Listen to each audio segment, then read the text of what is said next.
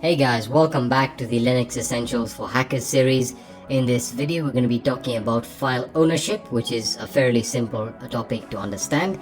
And again, in the previous video, we used the chmod operator or the chmod tool. And in this video, we're going to be using the chown tool again, which is quite self-explanatory. It allows us to change the ownership of files and directories, which is quite important. Alright, so as we did in the previous video, you can see that we were able to change the permissions for the test directory and the test files within it, and I've just changed them back to some pretty standard permissions here. And again, we also had the test.sh file within the test directory. So let's talk about ownership. So as I mentioned, the current owner of this file right over here is Alexis, and this is denoted right over here. So the ownership information and the group ownership information, if there is any. Now, as I said, we haven't talked about adding users and groups, which is fairly simple. We haven't talked about setting particular permissions for users within the sudo as file, but that's something we'll get to later. So if we wanted to change the ownership of this file to let's say the root user, I can do that very easily. So again, I can say, let me just go into the root user here, and now I'm currently logged in as the root user. So if I wanted to change the ownership, and I'll go into the test directory, if I wanted to change the ownership of the test.sh file, what I can do now is I can say chown, and again you can use the whatis tool or the whatis utility to actually give you some more information about the chown tool. So again, it tells you, this allows you to change your file owner and group, and of course change the ownership of a file.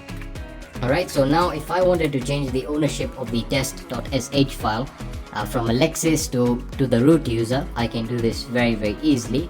So I can say chown, and then I specify the user I want to actually change the ownership to, in this case to the root user, and then I'll specify the file name, which is going to be test.sh, and I hit enter. And now if I list all the files here, you can see that the owner of the file has been changed to root. However, the group of this file is still Alexis. Alright, so that's something that we also have to change.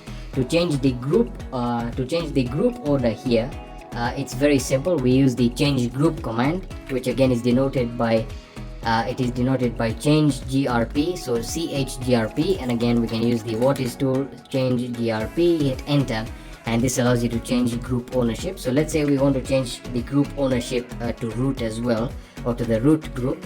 If we type in groups and we say root, again that tells us what group the root user belongs to, and as you can see, it belongs to the root to the root group. And again we can say groups Alexis, and you can see these are the groups that the user Alexis belongs to. It belongs to the group Alexis, ADM, CD-ROM, sudo, etc.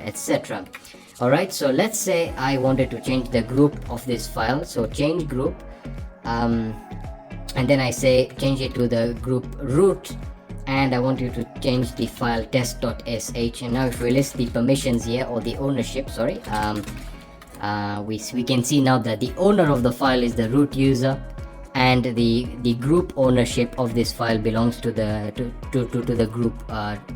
root group right over here. Alright, so that is how to use the chown and the group or the change group command to change the ownership of a file. Now again, we haven't experimented with users yet, and that's something we'll be touching upon quite soon, so we'll be explaining this as we move along. So that's going to be it for this video.